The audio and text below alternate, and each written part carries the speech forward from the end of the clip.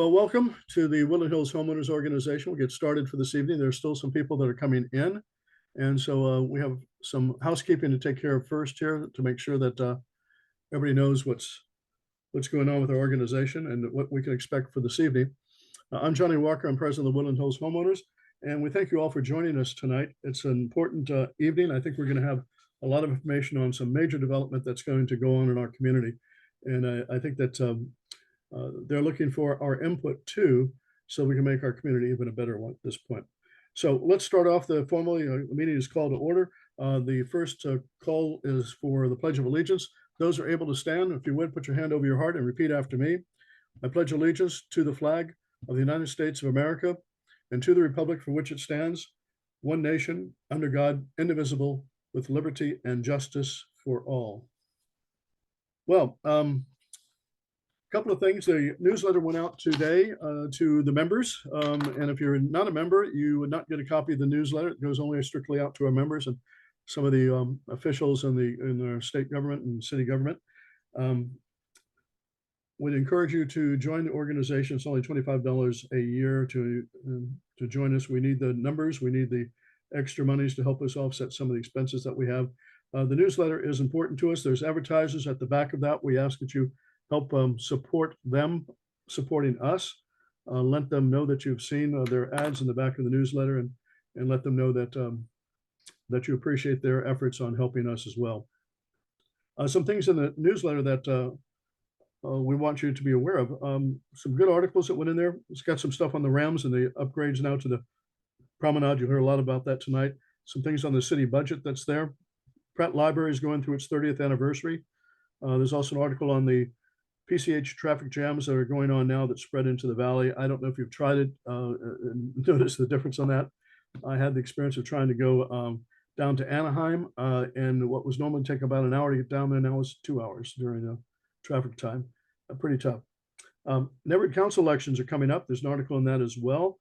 Important to understand something about the areas and where you can vote and how you go about voting. And then I've got another reminder that's in that about the potholes. Please remember about that and how to take care of them and how to get a hold of the city in order to be able to get those repaired. There's also a survey for the homeowners organization. I appreciate you taking that. There's been some discussions about whether or not we should go back to in person as opposed to virtual. Your opinions on that are always important to us as well. Also, we have social media that you can listen to or find out what's going on through YouTube, Facebook, TikTok, and Instagram. You can go onto our website, which we have, whho.com, and you'll find those links to those locations as well. Next month, which the meeting is going to be moved up a little bit because we have the Memorial Day holiday. We're going to move it up to the week before, which will be May the 21st. Be aware of that little bit of a change that's there. Hope it doesn't conflict with a lot of people. We're hoping to have the fire department to come out and talk to us about how to protect our home and protect our communities, and a lot of things on evacuation areas. I know there's, especially out here in the valley, and we get into the mountain areas, there are some real serious concerns about how we can organize our evacuation locations from here. We saw what happened out of the Pacific Palisades fire over there with people got stuck in their cars, and they had to even bring in tractors just to push the cars out of the way so they could get the fire engines up there. So hopefully we expect and hope that we'll have somebody from the fire department to sit and talk about that for us as well. But most importantly, you don't want to listen to me. You want to hear about what's going to go on for tonight. The Rams Village at Warner Center is what's going on. And both the promenade and the Rams properties are going to be discussed for this evening. We'll talk about them. We've got first, our commentator is going to be basically Brad Rosenheim. He's going to be taking care of the leads off of that. He's an expert in land use entitlements, and he'll be conducting that and bring you up to speed with some people. We got Eric Schultz with us, who's basically from Gensler, who is the major architect and designer of the properties. We also have got some of the representatives from the Rams. I see Maria, that she's online with us. I think that Ms. Hunt is with us, and I think Stephanie is here too from the Rams. So you've got questions from them, that would be good. We also have got Harry Shabaker. I know I messed that one up again on you, Harry. He is one of the, he's here with one of the, from the developing group. So we got a whole group that's going to be able to answer, I think, about all of your questions, as well as see what's going to go on. As far as what we expect to have happen, first, let's take an overview of what the projects are going to be about. We'll take a look at some of the stages of that progress, where they are as far as getting stuff through the city and getting approvals on things and what has to go through that. We want to also talk about the phases. Is this all going to happen in 1 week, or how long is it going to take? What's the timeline for everything? Then we're going to go to questions and input for things. So hold your questions. You can feel free to tap them into the Q&A if you will. But as far as taking them verbally, we'll wait until the presentation's finished, and then we'll go back and open up the questions so that we can have everybody's hopefully get all their answers to everything that they want to know about. So in the meantime, we need the man himself. This is Brad. Brad, I'm turning the organization over to you. It's in good hands with you. Tell us what you want us to know and why we should know it, and we'll be able to tell you what we think about all of that too. So the floor is yours, sir. Well, thank you very much, John. Is it okay if we share a screen here? We can. Let me see if I can figure out how to do that, and then we can. Give me a moment. You're going to ask me to do all kinds of stuff here. Well, Eric should be able to, I think, if he has access. Need to send a request. So there we go.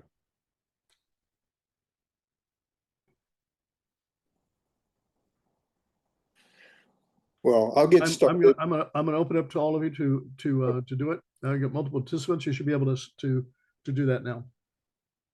Okay. Here we go. Great. Thank you very much. Well, again, John, thanks very much for the opportunity to present to the Woodland Hills Homeowners Organization. This is the Rams Village at Warner Center, and this is the next stage in the partnership between the Los Angeles Rams and the Woodland Hills Warner Center community. We're very early in our process. We wanted to come to you early in the process so that we could share with you the vision for Rams Village and Warner Center and to hear from you. We're going to provide you with an overview of the project. We don't have a lot of the technical analysis that has begun, but it has not been completed. So some of the questions that you may have, we won't be able to answer tonight, but we plan on coming back to you once those technical studies are completed so we can answer some of the more technical questions that you may have at that time. I should also mention that this program for new construction is something that will not happen overnight. We've got a relatively long process to go through. We haven't submitted anything to the city. Again, we wanted to meet with you and the community early on. We do plan on getting that city process started the next week or so, possibly by the end of this week, early next week. But we have a long way to go. Once we do get our approval from the city, which we are hoping for, the process itself to build out this type of project will take many, many years. We'll go through many phases. So we won't be able to build it all on the first day and get it done. It will take quite a bit of time. So just in terms of the outline, you did a great job of introducing the team. Eric will take over much of the presentation. He is the project architect with Gensler. And then we do have other team members. I think Rob Aylesworth is also on.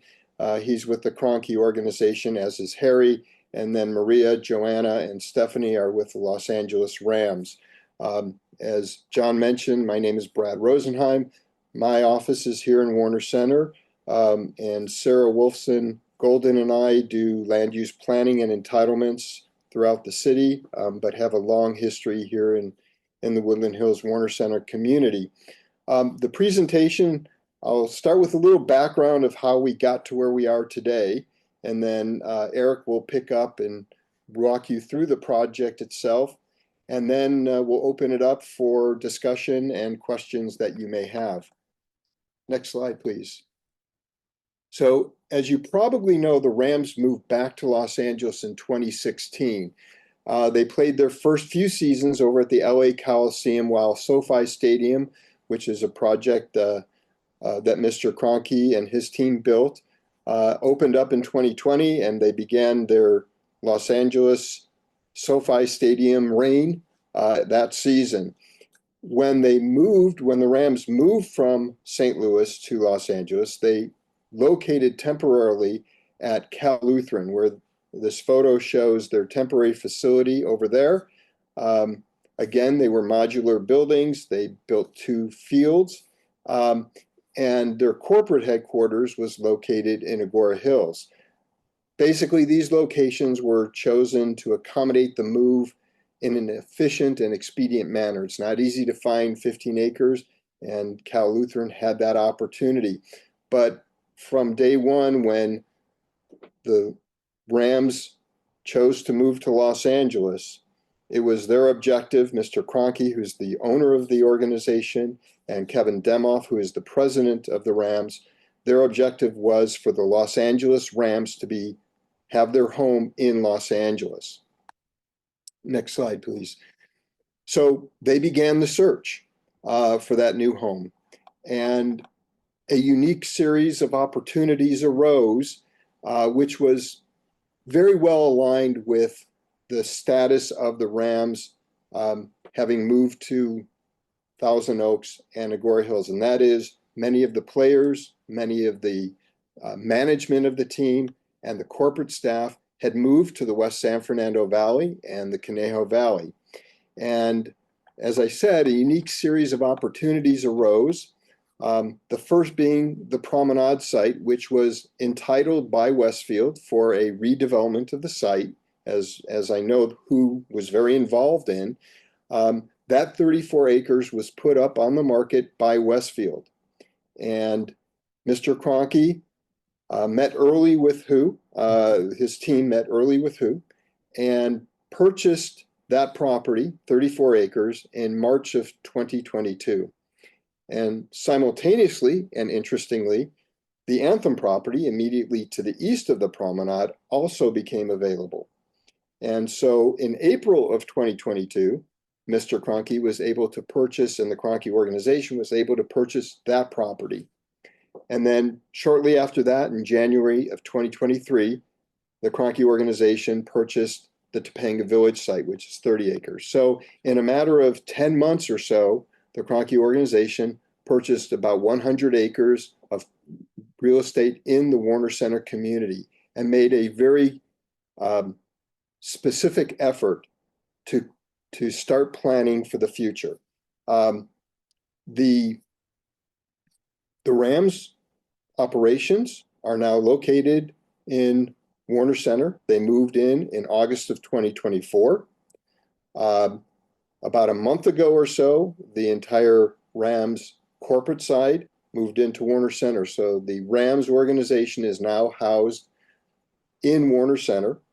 And our first point and our first effort when Mr. Kroenke purchased the properties was to provide the training facility for the Los Angeles Rams. So in a matter of 14 months, we were able to work with the city of Los Angeles, with the support of the community, to locate a new temporary facility for the Los Angeles Rams in Warner Center. And most of you know where it is, but it's on the northern portion of the Anthem property.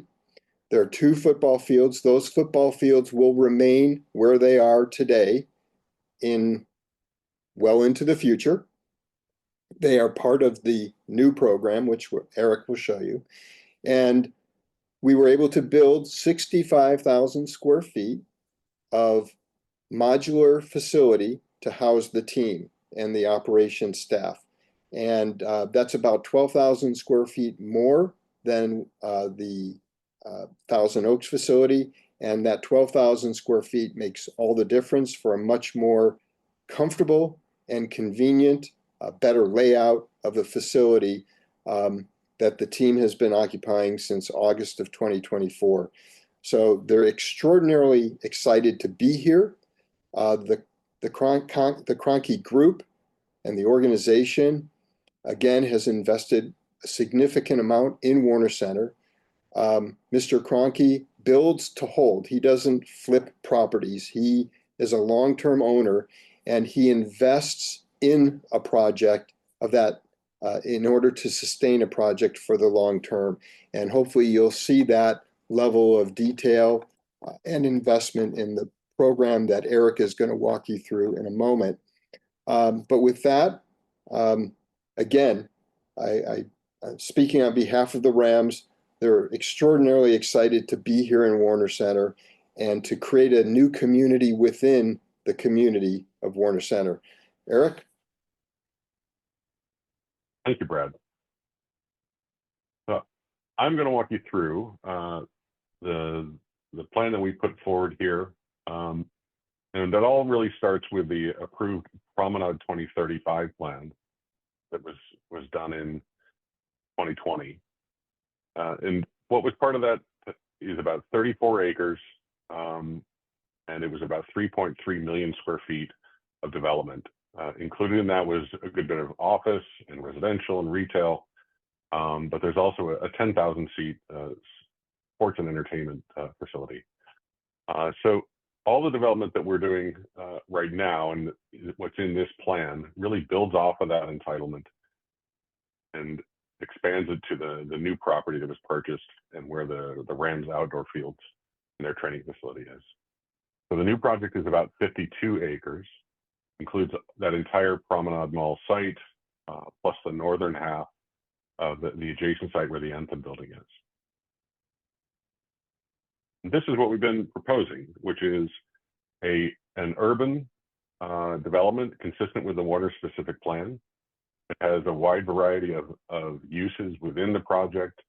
We'll walk through them shortly here, but a lot of residential, a lot of retail, public spaces for pedestrians and for people to go to the parks and experience all kinds of entertainment, and all really anchored by the Rams headquarters at that far east end of the project.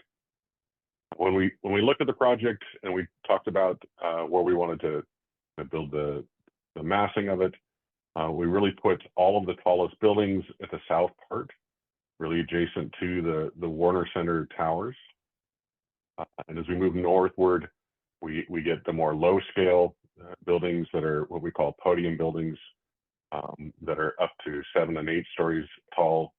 And that's adjacent to all the lower scale residential buildings that are on the northern side of this project as well. But it's really built around the pedestrian experience. And so 2 major public spaces that anchor each of the 2 blocks. On the east side is what we call the Civic Plaza. Starts with the Ranch headquarters, so their front door is right there off of that plaza. The existing Anthem building, which we expect will be redeveloped sometime in the future as well. The Rams indoor facility, so they have 2 outdoor fields, and they also have 1 indoor field inside of this large structure here. And we have 2 indoor performance venues that we'll talk about a little bit as well. But that's all really around a destination-driven program. The intention is that this is a service and is a resource for all of the valley to be able to come and visit and come to events at this location. And the other one is around a central park. This is meant to be really built around serving the residents that are immediately in this program, but also the residential community immediately adjacent to the project and outside of the boundaries of what we consider to be this property. And that is a lot of residential, is a hotel, and a lot of retail, walkable retail. Both of those 2 public spaces are connected by a pedestrian-oriented main street that connects those 2 and comes all the way out to Topanga Canyon Boulevard.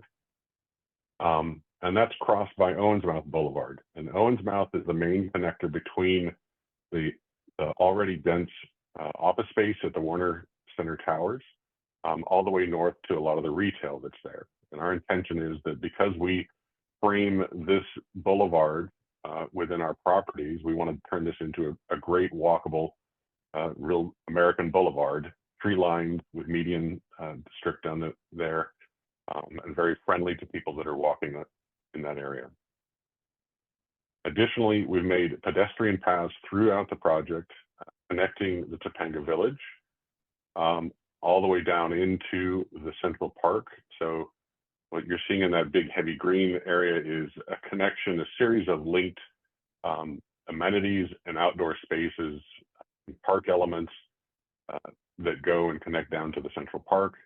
But then once you're in the Central Park, there's also a pedestrian pathway that goes through the retail village and takes you to that intersection of Owens Mouth and our main boulevard. Another aspect of the plan is that was to break down the super blocks in the project. So each of these blocks is about 1,200 feet long, and we wanted to make sure that that got down to a more pedestrian and human scale. So 2 streets north and south break it down in addition to the ones that we've already talked about. And over on the eastern parcel, we do the same by introducing a new roadway that comes in on the south side of the headquarters. Now, the project has a great deal of open space. Some of that is meeting a requirement in the Warner specific plan to provide a publicly accessible open space.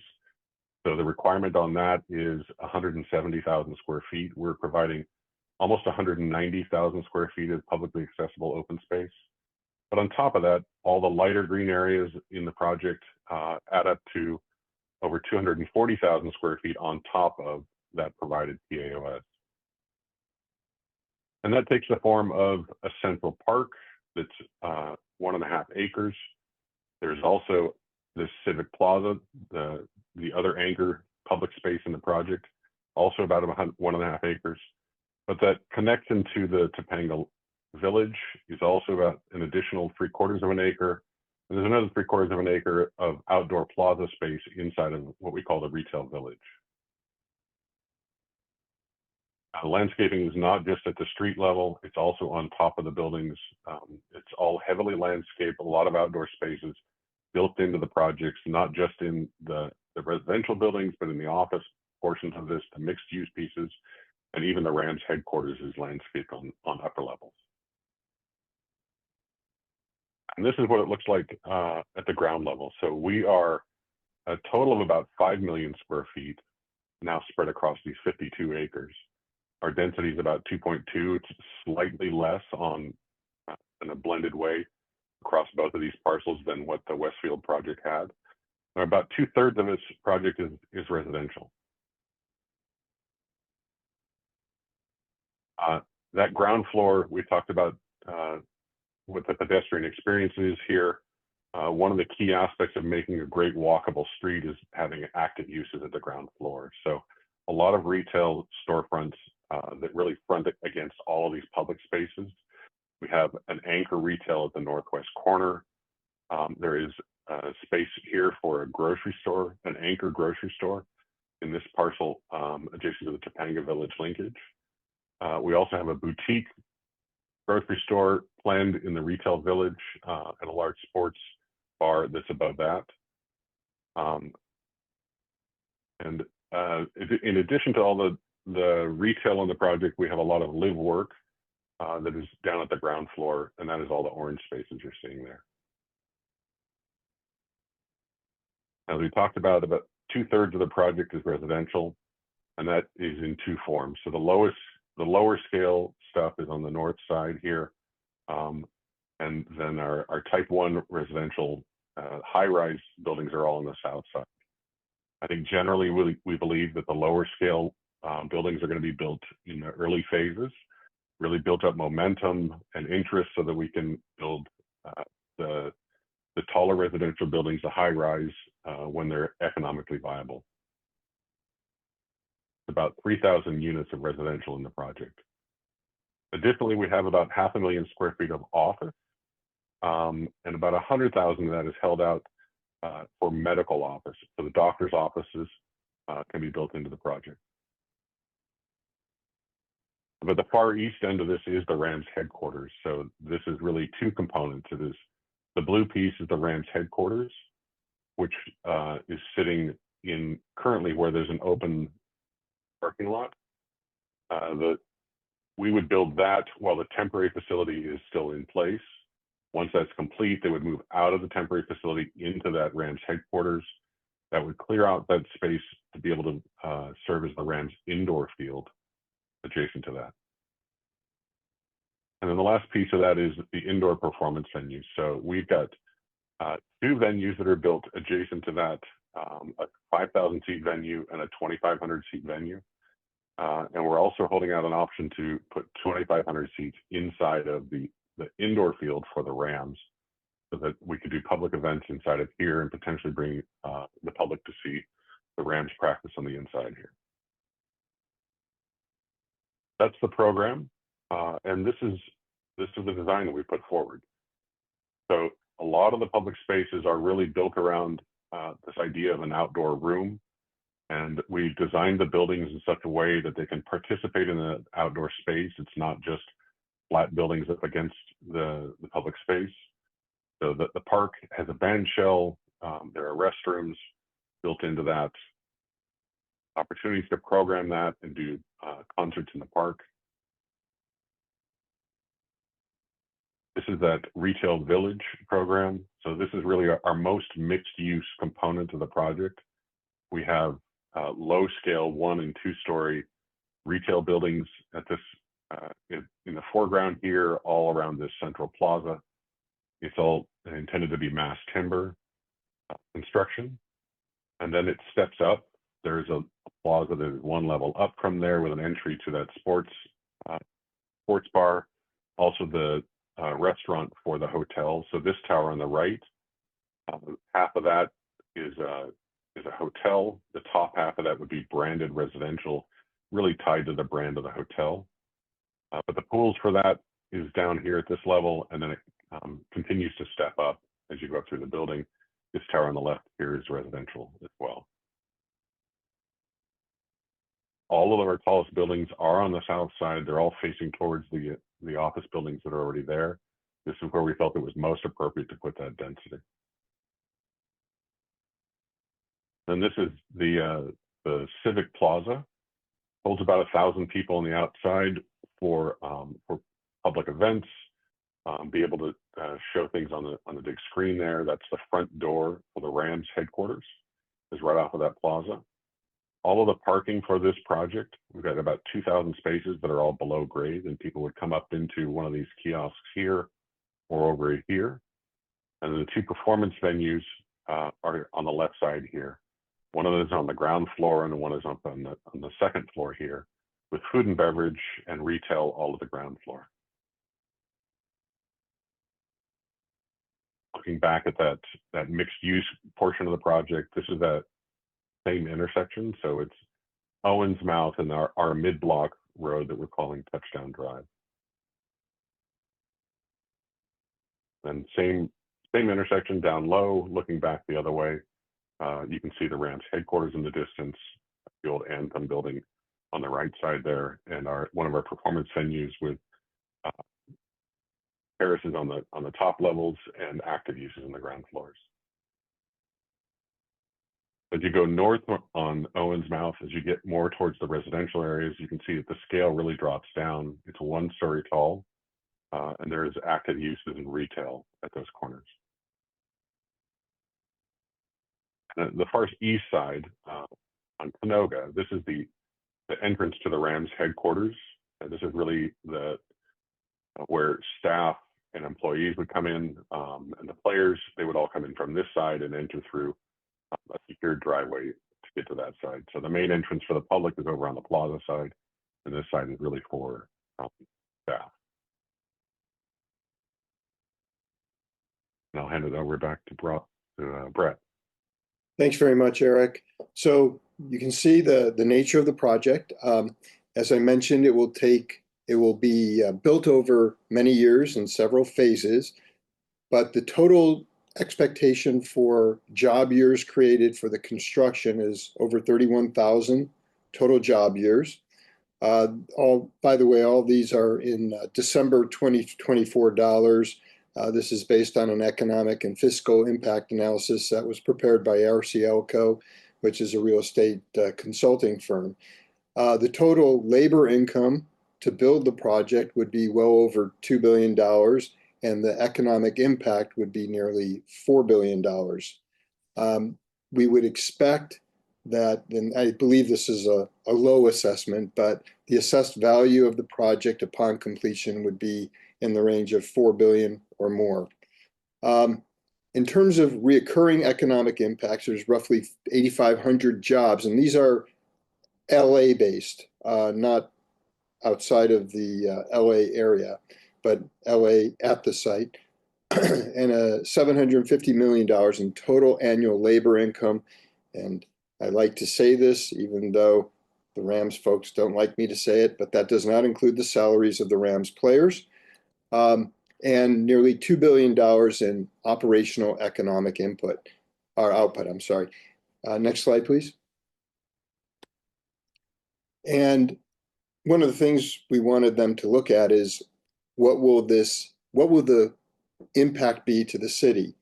And upon completion, there will be a net positive of $22 million in annual fiscal impact. Again, these are 2024 dollars. So when the project is finished, that'll be higher in all likelihood. And next slide, please. So in terms of where we are in the process, as I mentioned, we have not submitted any documents to the City of Los Angeles for review, although we do plan on submitting the first set of documents either at the end of this week or early next week. That's called the PZA set. And what that is a preliminary zoning analysis. So it takes the project that you saw, provides a lot of very detailed technical information on the buildings themselves, and it goes to building and safety for a preliminary plan check to make sure that the project is consistent with the zoning for the site. So they do a very extensive analysis. That will take a couple of months in all likelihood. In the meantime, we will be doing additional technical analysis related to traffic and noise and things of that nature. The discretionary actions, if you will, that are required for this project, first are the project compliance approval, which is demonstration on our part that the proposed project meets the requirements of the Warner Center 2035 plan. And that is our objective, is to do a fully compliant project. I should say that from the plan itself, which allows for a much higher intensity development on these two properties, the project is well within the parameters that is permitted under the plan. But I think, you know, the Gensler team, the Kroenke organization felt that what we're proposing is appropriate for the site. It allows us to have a lot of open space and create quality buildings as a result.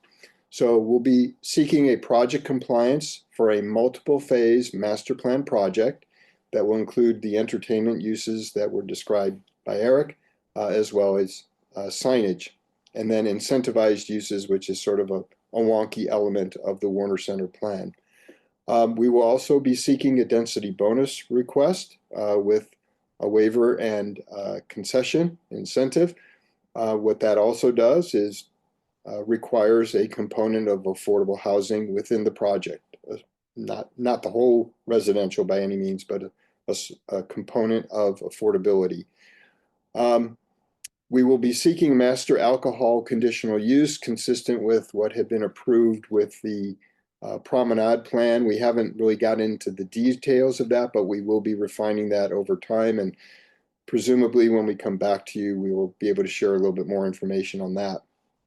And then finally, we will be submitting for 2 vesting tentative track maps, one for the Rams Village East, which is the Anthem side, and one for the Rams Village West, which is the Promenade side.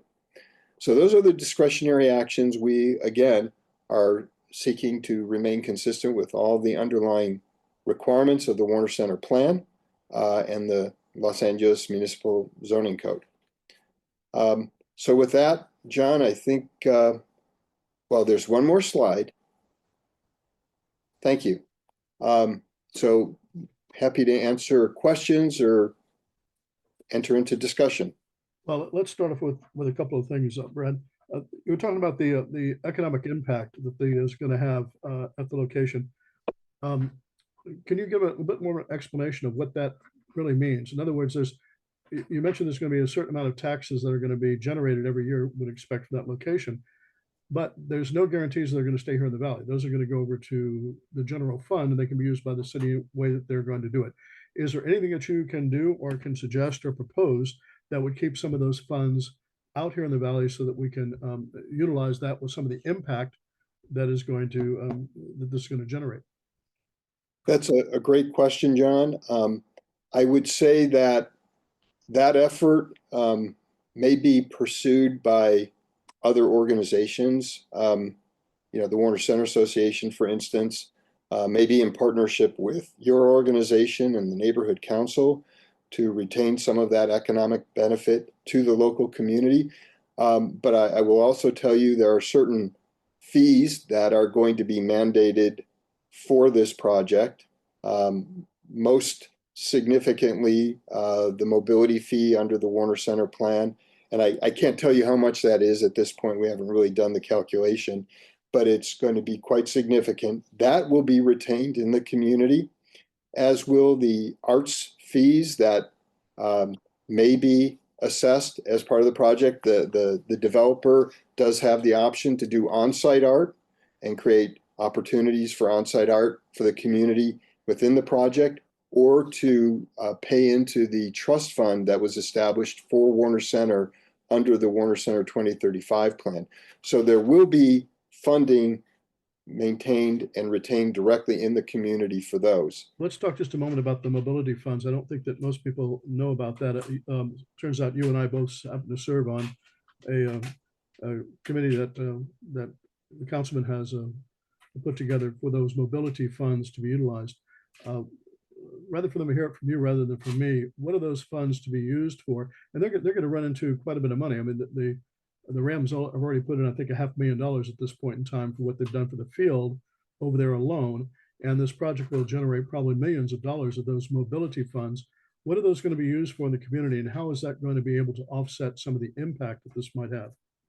Well, there will be some money used specifically for improvements, let's say to intersections or signalization directly adjacent to the project. Other funds from this project will go directly into that Warner Center Mobility Trust Fund that is controlled through the council office and the plan implementation board that you mentioned. And that group then really has advisory role to the council member as to how those funds are going to be spent. So they can be spent on, intersection improvements, signalization. They could be spent on beautification for areas in Warner Center. For instance, bus stops, beautification of bus stops, or the median islands, things of that nature. But that group is set up to advise the council member on exactly how those monies are to be spent. You mentioned before, and there's one question that's come up about the residential location. Is all the residential going to be strictly just apartments only, or is there going to be something that's able to be purchased and anticipating that it's residential only for apartments? Why? At this time, I believe, and I don't know if any of the other team members want to comment on this, but my understanding is the plan is for them to be rental. There's been some questions about encouraging some of the developers to make ownership available in some of those locations. I know there's a great deal of resistance to that in some areas, but I think that needs to be something to be considered. There might be an appropriate place for that to occur. Talk to us briefly about this density bonus issue. It sounds like that is, sounds like it's something interesting, but I don't think people really understand what the request is by the developer when they're asking for a density bonus. Right. So oftentimes when a developer asks for density bonus, they're seeking to create a larger project, physically larger project. In Warner Center, that's not necessary because the rules in Warner Center allow you to build larger buildings. There's unlimited height under the Warner Center 2035 plan. The floor area ratio, which is the amount of development you can build on a property based on the size of the property. So just as an example, if you have 100,000 square foot lot, you could build in Warner Center up to 6-to-1 or 600,000 square feet of floor area. So if you take the entire site, 52 acres, and you multiply that by 6, somebody probably has a calculator, but I'm not capable of doing that math, but it's a lot more square footage than what we have. So we're not using the density bonus to create more. We're actually using the density bonus in this Thank you. We're actually using the density bonus in this case to allow for some of the residential buildings along the north side of the Rams Village West to be lower in height than what is required. The specific plan requires residential all to be high-rise in this area. And because of the economics of that, because of the design element of it, right? We wanted to sort of keep the taller buildings consistent with the high rises that already exist and then bring the scale of those buildings down to the north. We're seeking an incentive to lower the height of those buildings under density bonus.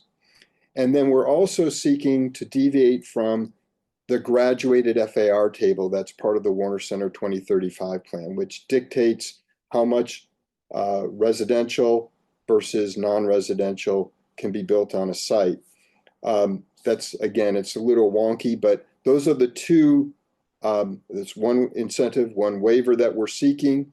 And what that results in is an imposition of providing some affordable housing within the project, which ultimately it's a 5% for very low income households. So it will allow people who work in the project, who maybe are not in the higher income level, but to live within the site, or people who work in the office buildings, for instance, that are already here. So there's a positive aspect to that in terms of the opportunity to have mixed income. Dennis, you had your hand up. Why don't you go ahead with your question, sir? Yeah, so I'm listening to Eric and Brad's presentation, and all the images are fantastic in my opinion. A lot of folks can get really excited about your project, and then there'll be some concerns, right, about the amount of density and the amount of development and things. My thought when I hear what you guys were presenting is, some of the buildings are very feasible in the current economy. Right, the buildings to the north, all the residential buildings, and I'm sure the Rams headquarters will be built first, kind of thing. My thought is, what happens to the mall? What happens? What is the site going to look like when those high rises aren't there? What kind of improvements or temporary improvements that could go on for decades? What's the site going to look like really in the next decade or two?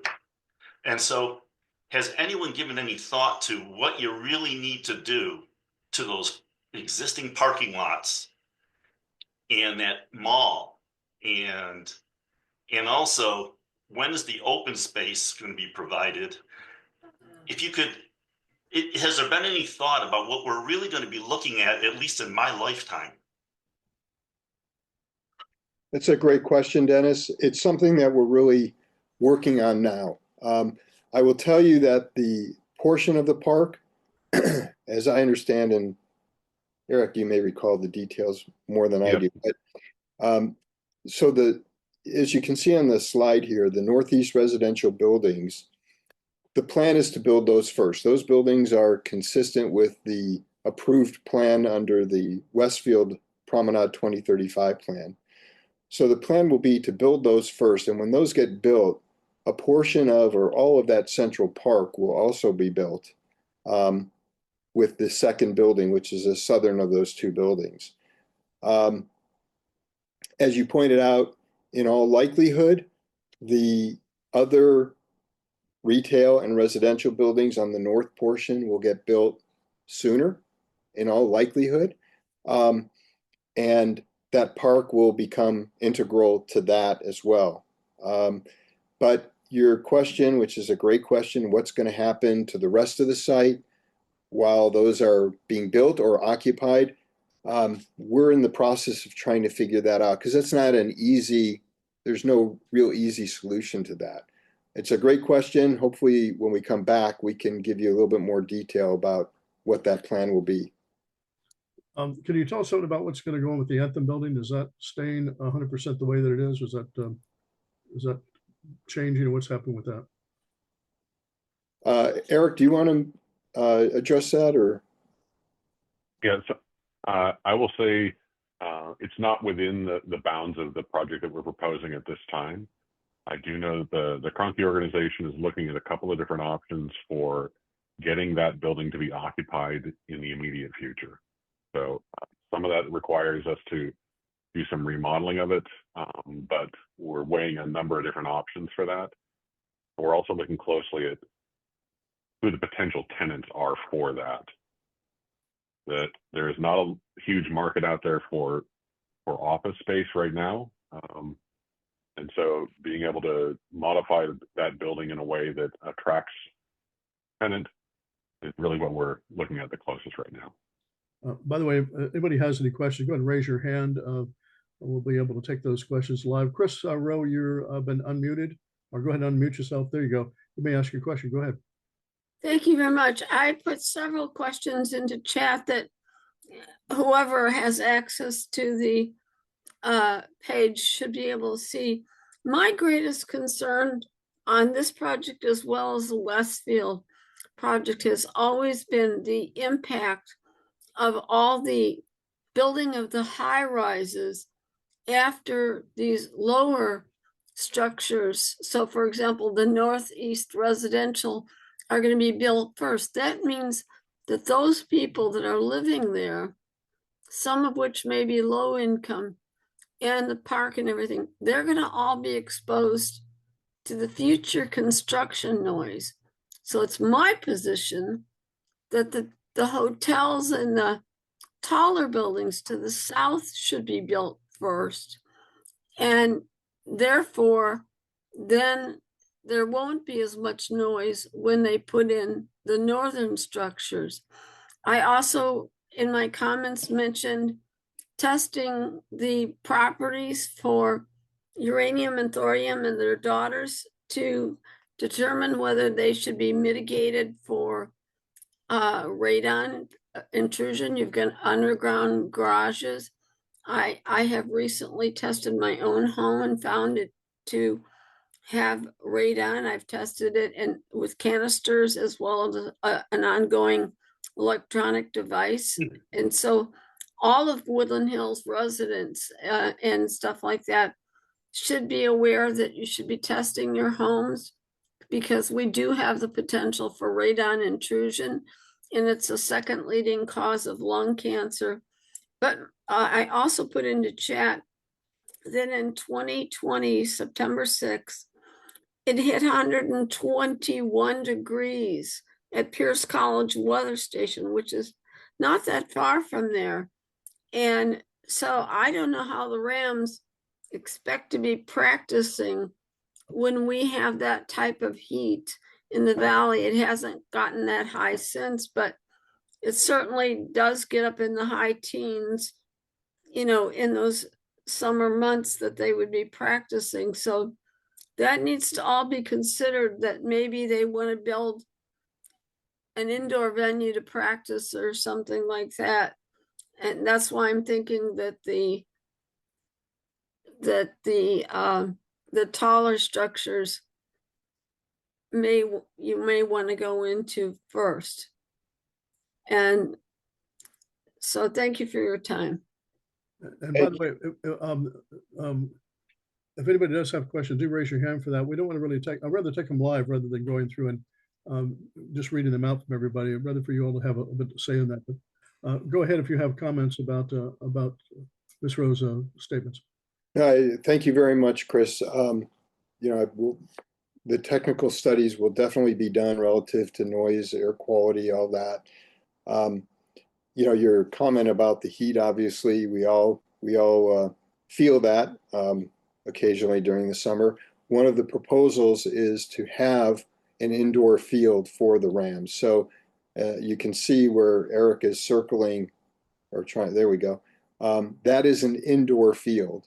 And I should also mention, I noticed there was some comment about noise from open entertainment. So all the entertainment venues, the indoor field, and then the two entertainment venues, the 5,000 and 2,500 seat venues will all be fully enclosed. They're all indoor venues, unlike the option that was presented, I think, for the promenade project that Westfield had, which was the potential for an open air stadium, I think with 7,500 seats or something like that. So the noise from those venues will be will not exist externally. The phase of the project has always, I think, been a concern to a lot of us also as to when things can really get going. Again, as you heard from Chris, she said, "Why not? Let's go ahead and build the big tall buildings first." We know that's not going to happen, but what is going to really get done first? Is it really going to be the Rams facility for them doing the training first, or is it going to be the residential? It's going to be over in the northeast quadrant of the promenade property. What's the real plan? Well, the Northeast residential will probably be the first thing that will be under construction, at least as we currently envision it, because that's already approved. It already has the entitlements. The process that we're going through now will, if everything goes well, will be done by the end of 2026. So we won't be able to build the Rams headquarters until after we get the entitlements approved, if everything goes well. But for the Rams purposes, that building is their priority and will be, as soon as the approvals are done and the permits are permitted or granted, that building will be built in 2028. And then when that's completed, as Eric mentioned, then the indoor training facility will be built on its heels. Beyond that, I think there's a desire to, and again, if anybody else wants to jump in here, to really look at that anchor retail with the residential at the corner of Topanga and Irwin. And I think there's a lot of interest in getting that built to have that connectivity to the village to the north. Robert, you had your hand up. Go ahead. You're unmuted. So we have two questions. First of all, good evening, and thank you guys for being on here tonight. Will parking be free? And the second question is, how will the crosswalks be created for safety between the different properties? I can't answer your question about parking, but very candidly, I would imagine it would not be free.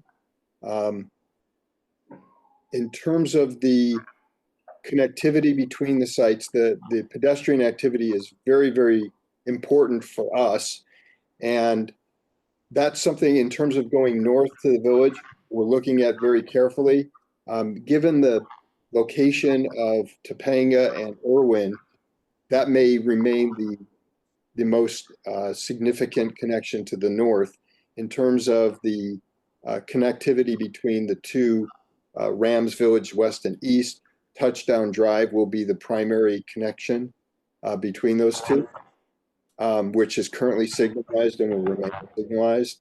And then internally, one of the things that we really want to work on is making sure that the streets internally are very pedestrian friendly. So, lowering the speed of automobiles, et cetera, et cetera. And I know that's a concern that has been expressed by John in the past. I think that we have a question by Marty. Marty, go ahead and unmute yourself. Yeah, can you hear me now? We can. All right, this is a question that nobody's really asked over the past. What happens, you're gonna level all of the promenade and start building on the corners first, but you're still gonna have a lot of open space. Is the whole thing gonna be parking lot? Are you gonna landscape it? Is it just gonna be, what is it gonna be? Yeah, Marty, I think that was what Dennis had asked. I think we're working on that because some of it will probably be, I don't know what they call it, lay down area or whatever for construction of buildings. Is that what they call it, Eric? Yeah, that's right.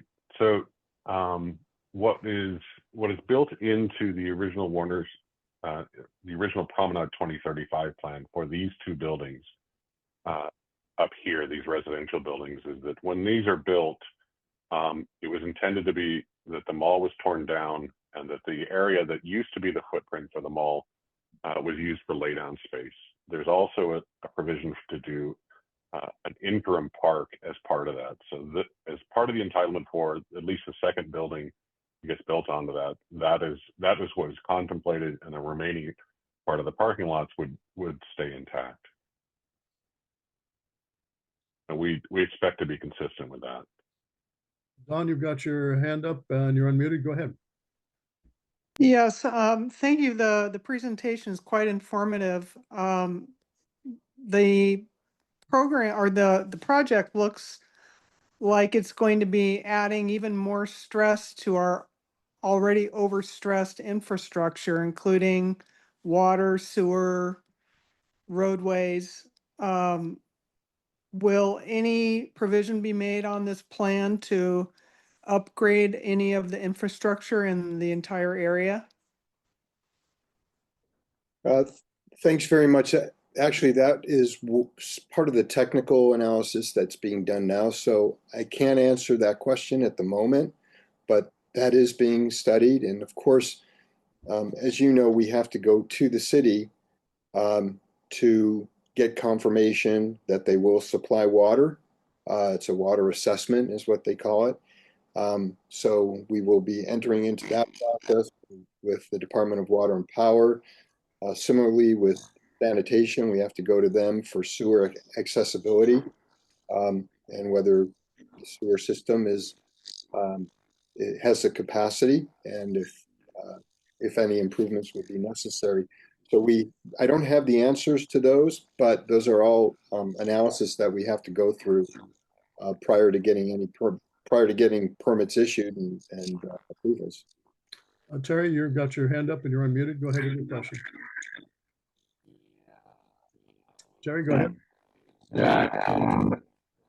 Well, Terry, your voice is not working out terribly well with us. Try a little bit clearer on your voice there.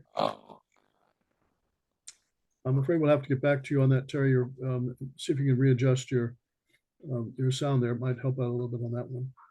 Let's go to Joy. You unmute yourself, Joy. Joy, go ahead and unmute.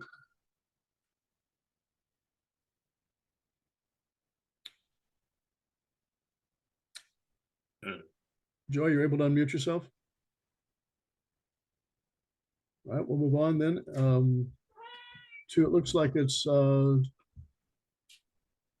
Denkin, I believe it is.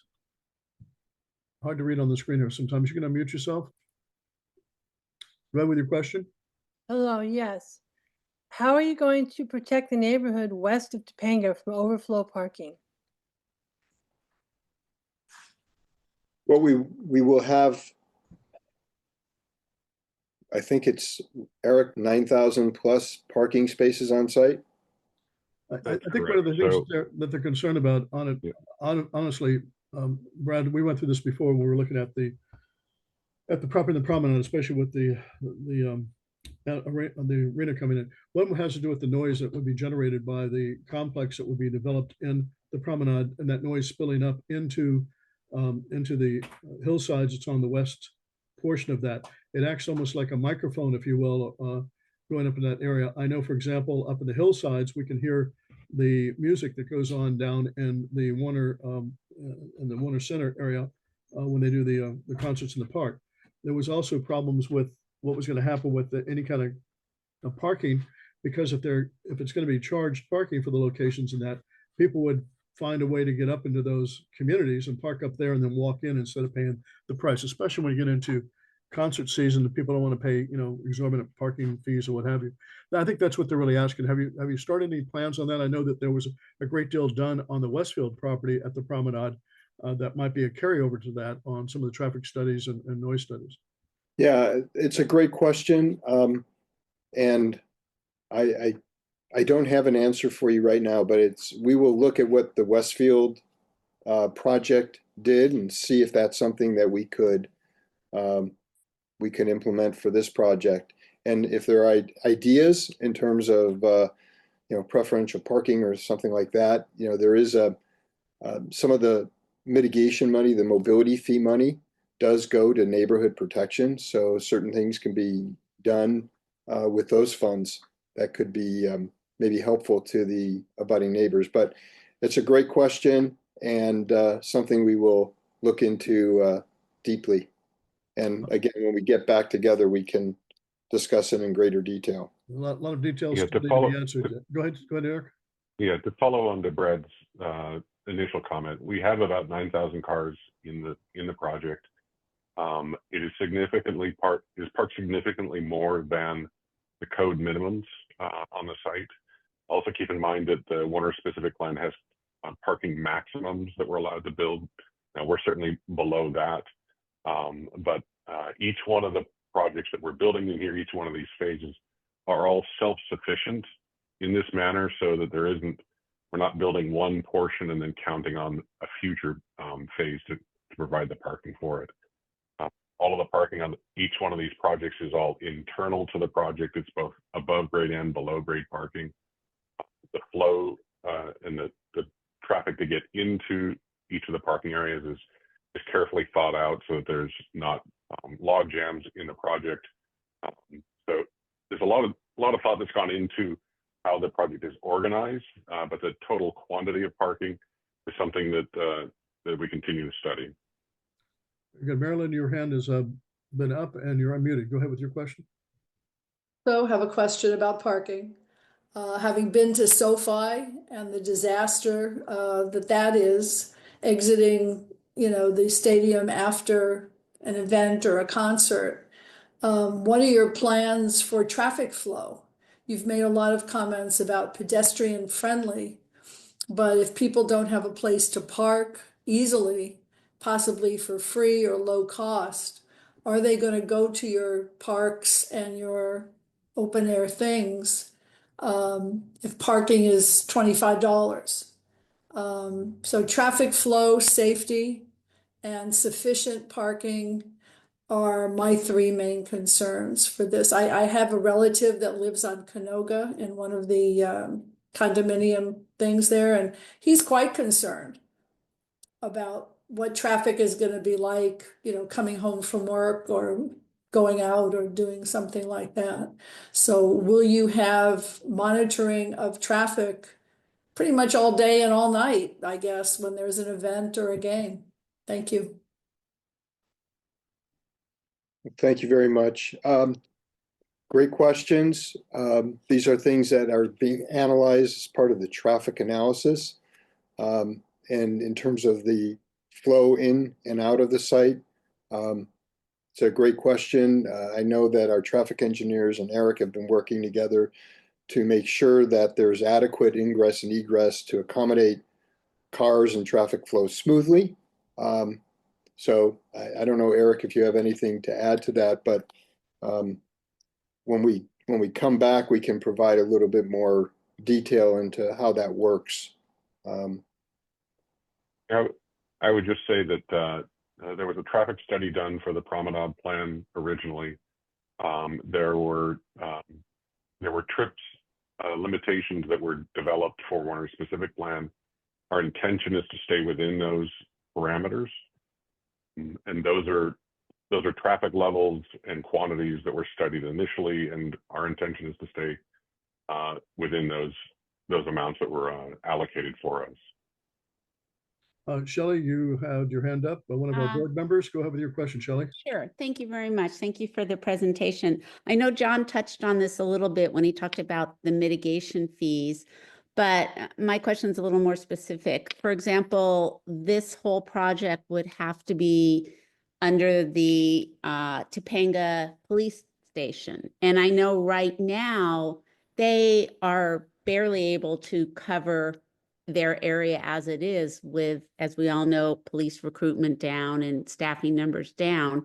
And this certainly would put a huge burden on the Topanga station, as it would our local fire stations. And so my question is I know you can't answer, but just as a thought, if the city is going to be gaining the potential for, $31 million, can the Rams organization, kind of say, hey, if we are going to make this come to life and really have this work, we are going to need some extra fire, extra police, because otherwise, this project can't work with the staffing that the station currently has. We have amazing officers, but they can't do the impossible. So that would be my first thought. Second one, would you be putting in any substations in the project for police? And would there be your own security staffing as well? Thank you. Thanks very much. I do believe the plan would be to have full-time security on site, as do many of the buildings, that are in Warner Center. So I'm pretty confident that that would be the case. In terms of a substation, we haven't gotten that far with the conversations with LAPD, but it wouldn't surprise me that they would ask for some space to be able to do that. Not that it would be staffed 100% of the time, because as you pointed out, the department has their staffing issues, but it's certainly something we'd be open to considering if that was something they desired.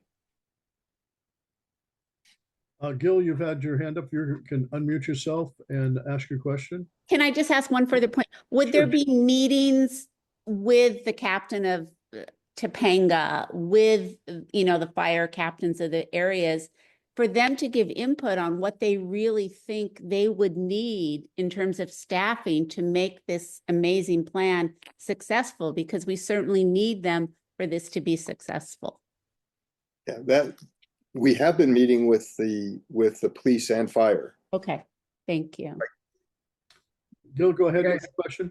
Yeah, thank you for taking my call. First of all, I was, I went to Hughes Junior High, went to El Camino High School. We've been hearing that Warner Center is going to be the next century city, and it's amazing how this is really coming along. But I also work in real estate. If you were going to just throw out a timeline, because somebody said 2 decades, I won't be around in 2 decades. I'm 60. I'll be gone by, or at least out of LA. Or do you have like a number where this first project, the Northeast residential early phase, or at least the promenade project will be mostly completed? Do you have like 2 years, 5 years, 7 years? Well, I think our objective on that Northeast residential, for instance, is to begin construction within, if everything goes well, 18 months, give or take. In terms of the Rams headquarters, I think Eric had identified 2028. And Eric, was that for completion of the headquarters building? Yeah, I think, look, we're intending to break ground on the Rams headquarters as soon as we're entitled. So we're entitled at the end of 2026 or beginning of 2027. We're hopeful that we can build the Rams headquarters in 18 to 24 months. So doing the quick math, that's how long? Sorry, I sort of lost you with all those numbers. Yeah. Yeah. Well, for the Northeast residential, it'd be if everything goes well with that, 18 months from now, start construction and complete, and that's roughly what, a 2-year construction per building? It's probably 18 months for each one of those buildings. Yeah. So, and one would start, the north one would start, and then the second one would go after that. But part of what we're doing right now is analyzing the anticipated time frame for the project is in its entirety. We don't have that right now, but that's being developed as we move forward with the details of the project and technical analysis. Well, this is a big project, obviously, and there's going to be traffic. It's going to happen whether we like it or not. I think it's just happening just generally. But one of the questions, I think it's actually from Terry here, is, are there any improvements that are intended for Topanga or for Canoga on their off ramps? I know we worked with Westfield, the homeowners group worked with Westfield for a long period of time with Topanga, trying to figure out what we could do with the freeways that were there. And short of them buying up some of those buildings there and shutting down the freeway in both directions for about 4 or 5 months to do off ramps or what have you, it was not going to work off of Topanga to get that done. Have you worked with Caltrans at all to take a look at this? And Brad, as you and I know, there are some plans to do some widening of Canoga at this point, but it's only up to Burbank, and that's really just in the talk stages. And to try to get Cal to do anything on it, it's almost impossible. What's your intake and input on what's going on concerning Topanga or Canoga as far as the off ramps are concerned? I honestly don't know the answer to that question. I think that we will have more traffic information probably over the next couple of months. So when we come back, we can provide that information about the off ramps and the other improvements. I think generally speaking, though, we anticipate them to be consistent with those that were imposed as part of the Promenade 2035 plan. Okay, that's we'll see how that ends up going, because I think we're going to have to deal with that at some point. It's going to be kind of tough, but traffic is always going to be a difficulty. Chris, you got another question? Go ahead. Yes, I asked in my chat whether these buildings, because they're all new, if they're number one, you're going to be using solar where you can, and if they will all be all electric so that gas is phased out. Thank you. I can answer that. We are planning for solar generation on a number of the roofs of the buildings. It's showing up in some of the renderings, but quite a few of them have solar panels. The second piece of that is these buildings will be all electric for everything except for some of the food and beverage retail locations. A lot of the restaurants haven't been able to adapt, and the equipment isn't available for them to do that. But the building code has phased out gas service for a lot of the building systems. So it is, for all intents and purposes, these will be considered to be all electric buildings. Eric, do you have an understanding as to why that gas has been phased out? Is it a safety issue, or what's going on with that? Is it just the fad of the present day? Yeah, it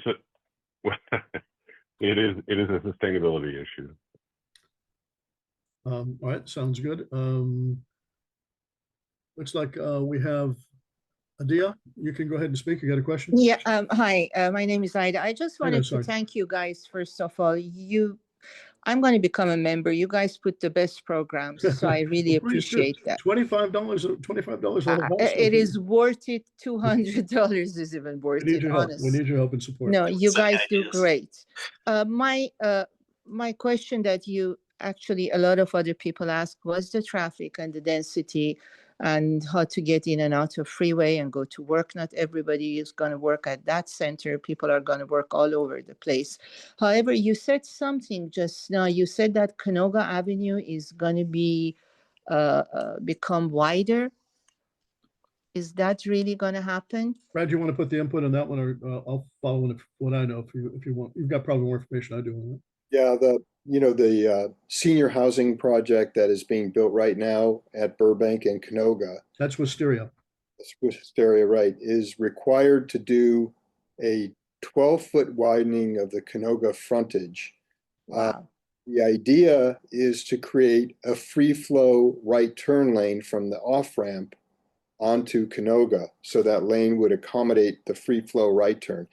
But Caltrans has to go through their process, and as John was indicating, they're very difficult and slow moving. But the widening will be part of that project, as will, like the undergrounding of those utility lines there. Thank you. It's a nightmare for a lot of. I'm sorry, Eric, I stepped on your toes. You had something else? No, I just. There are other. I'm sorry. I just wanted to say thank you. Okay, thank you. Thank you. John, there are some other widenings at the intersections that are required by the original Promenade 2035 plan, and I think there are some widenings that are contemplated some of the other intersections. It is true. It's been interesting to work with Caltrans on some of these things, because they are pretty impossible almost sometimes to work with. Joy, you're unmuted. If you can, you go ahead with your question. Is it? Can you hear me now? We can. Okay. Yeah. Much better.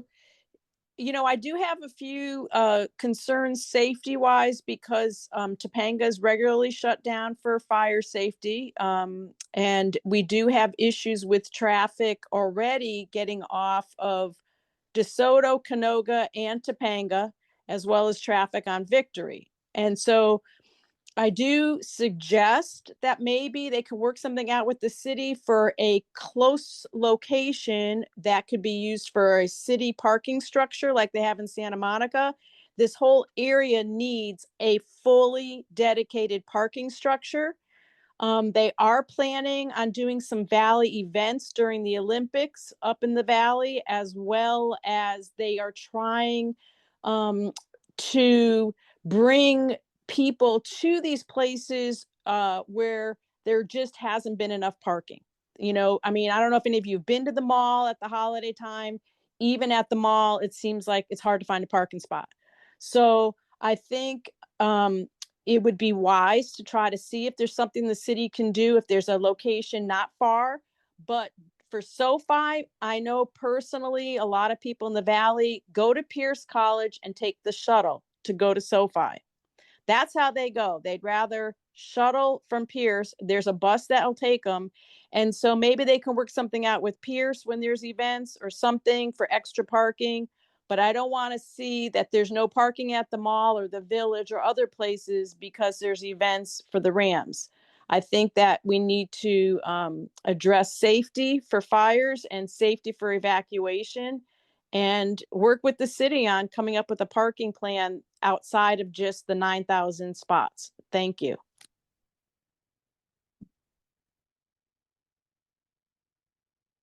I will point out that the Rams headquarters here is really, this is their day-to-day operations. The public is not generally invited into events at the Rams facility here, at least certainly not anywhere near the quantities that you're seeing down at SoFi. So it is the real attraction is the performance venues site. Well, you've got enough parking to take care of the entertainment facilities there to begin with anyway, underground. That's correct. And we had some serious discussions with Westfield on how that underground was going to work on ingress and egress, and whether or not they were going to be connecting underground and what have you. We haven't even gotten into that with you guys on planning yet. But we'll, just so the group that's listening knows that the Woodland Hills Homeowners Organization tries to stay ahead of all that stuff too, and give some good solid input on what's being done as far as those particular issues, and to make sure it's going to be done, hopefully with some idea from what the community needs to have. But hopefully that the traffic issues will not turn out to be a problem, and we're going to insist that it not be. And the same thing with the noise. And we're going to work with all of you to make sure that ends up happening. For whatever it's worth to the group that's listening, and I think Eric probably knows, and I know that Brad does, the Woodland Hills Homeowners Organization worked heavily with Westfield over the works that they were doing first at the village, and it turned out that some of the things didn't work out quite well with that. We ended up in litigation with Westfield over that to make sure that some of the requests were going to be put into writing on that. And we were pleased that when they started working on the promenade property, they came to us ahead of time and said, listen, you guys, we recognize, I think we have some pretty good ideas on some things. Sit down with us and let's work with it. And we did. We worked with them probably for about a year. I would say that Marty and Dennis from our board and myself probably every other week probably sat with them for probably good years with the time, whenever with all their planning people would have it with a lot of details. And as a result, came up with some really, really good plans. And we even had some good covenants that were placed into some of the buildings, especially with the alcohol usage at the arenas and other locations that have now run with the land. And I have to take our hat off to the Kronsky group when they came out here to take a look at the property before they're going to buy it. They called us in to sit and talk with them. They wanted to see, I think, who we were, whether or not we were going to be just those NIMBYs, or we actually were going to try to do something to upgrade the community and work with them in doing so. And hopefully they found that we are good, rational people. I hope that's going to be the case with it. And we'll work with them to try to make sure that there's going to be a good project here. Our feelings have always been, if it's an upgrade to the community, we're going to find a way to make it work out. If it's not an upgrade, then we're going to have some fights on our hands in that process to it. But I know Eric has worked very hard on this with his entire team. the presentations that they've made to the community previously. We had one of the first presentations are made to a couple of our board members at the beginning before it ever came out in public at this particular point. And we're going to continue to work with all of you to make sure that this is going to be a good project. That's going to be the most important thing. I think, Joy, do you have another question? I see your hand is still up. But my only other question was because he did say there's parking for the offices and all that. It's people coming in as far as if they're coming for the retail and the restaurants and so forth. Are they doing designated for Ubers and things like that? Is there going to be for the traffic flow? Because even if they're not parking there, it's Canoga, DeSoto, and Topanga that already all those freeways are backed up, you know, when the schools are getting out with the hospital over there. And so are there going to be, you know, specific designated areas so that those also are not jammed with just a line of Uber drivers? We've designed the project at this point to have segregated parking for each of the different uses. The retail parking is separated from office parking, is separated from residential parking. So you won't have people that are coming to visit the retail village and go to a restaurant parking in the spot for a resident there. They'll be completely segregated out. Additionally, all of the streets that are internal to the project, we've got separate drop-off areas that are specifically set up for ride shares that are separated out from the entrances to the parking garages. Thank you. Thank you. Yeah, great. Well, I think the project is going to be an interesting one as it develops, because I think that's really the key to it. It's going to be a question of it developing. I think we'll take your word as face value that it's not going to be done immediately. It's going to take some time for this to be constructed. And in that process, you'll come back to us, I would hope, from time to time and look for the community's input on things, because it's a big project. It's a massive one that's going to go on. It's going to have an effect upon all of us. And I think, as one of the callers had indicated, may not be around before it's all finished. It's going to take a number of years and perhaps decades for it to fill itself out. But I think what was scaring a lot of people, and certainly did to me, when you look at all the structures that are there, for that to go up in one shot would be a shock, I think, to the community. We would not know what to do with it. So the fact that it's going to come in phases, I think, is a very positive thing for all of us. But I do want those that are listening to understand that the Woodland Hills Homeowners Organization is going to continue to monitor this, as we have. We've been around since 1985, and there's not a project out here that we have not worked on in some fashion and tried to watch to make sure that it's being improved upon. And we need your support in that particular regard. I would hope that you can see that we're trying to bring good people out here too, to give you good information for it. It's not like the neighborhood council where you're going to get a minute and a half to ask questions and that's going to be it to you. We want input to it, but we want to have good positive input, which we're getting as well. But I think we're getting close to the 9 o'clock hour, unless we have some more questions coming up at this point. I think if you guys have got some Brad, you got some last comments, or Eric, you have some last comments before we close up the session here tonight? I just really want to thank everybody for joining tonight, for the great questions. As I mentioned, we will be back, and we will provide additional information because over the next several months, we'll be gathering more information and be able to share that with you at the time. So again, thank you very much, John. Thank you very much for inviting us today. Well, I think that we certainly want to thank all of you for the hard work that you put into this. We deeply, deeply appreciate it. We hope to see you back again soon. Again, a reminder to all of you, we have a meeting coming up next month. Do look for our newsletters. If you're not a member, you're not going to get it. You'll get it on the website a little bit late. Please join us. $25 for the entire family. We need your help and need your support. And in the meantime, we'll say a good night to you, and thank you much for your entire efforts and for all the things that you've done for us.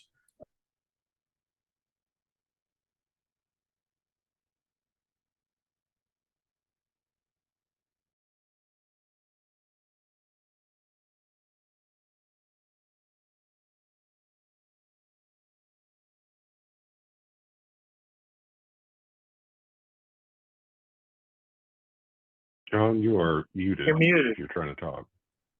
people. Now, my wife said she wanted me to be muted too, but thank you all. Thank you all again for coming. Thank you for your support of the community. Again, join the organization. We get a chance, go to our website, whho.com. You can use PayPal that's there. It takes any credit cards. It's just a method that we use for taking care of that. But in the meantime, listen, enjoy the community, enjoy your family. Everybody be safe, and God bless to all of you. Thank you much. We'll see you again. Take care. Thank you. Thanks, John. Bye-bye. Thank you, John. Good night.